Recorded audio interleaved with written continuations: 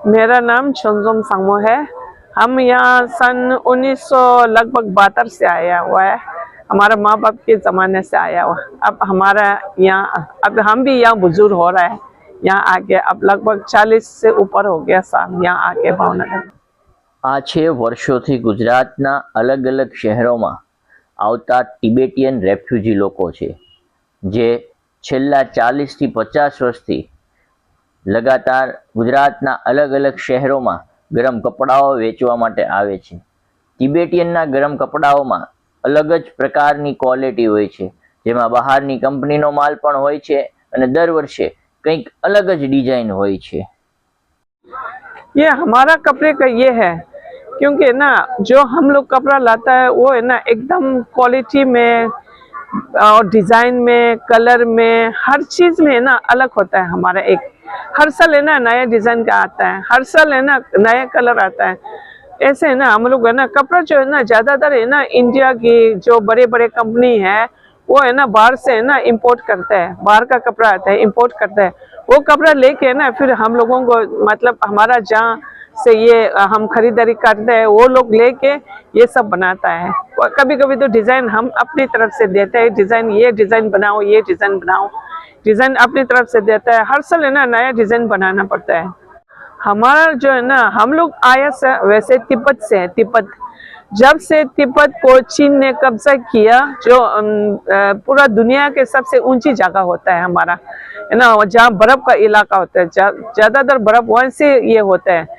वहाँ हम लोग तिब्बत सन 1959 को जब से चीन ने ना हमारा देश को कब्जा किया, तब से ना सन 1900 लगभग 60 के ये में ना हमारा गुरुजी दलाई लामा जी हिंदुस्तान में आया, उन्होंने यहाँ शरणार्थी लिया।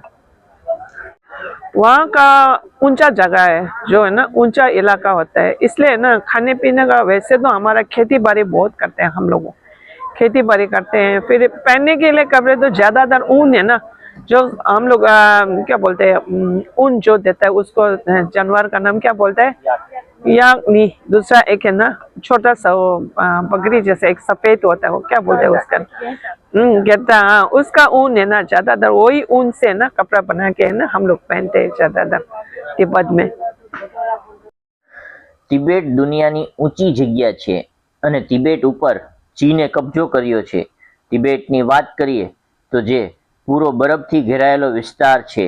1960 थी ज्यारे दलाई लामा भारतनी अंदर आव्या त्यारथी आ लोको तिबेटियन शरणार्थी तरीके ओळखाय छे अने हालमां गुजरातना अलग अलग शहरोनी अंदर गरम कपड़ाओ वेचीने पोतानी आजीविका कमाय छे। हम लोग लगभग 40 साल से हम लोग यहाँ आ रहे हैं। ऐसे होते कि यहाँ का क्या बोलते हैं, अब जैसे कभी कभी तो काम होता है, कभी कभी काम नहीं होता है। वो तो पब्लिक को भी होना चाहिए।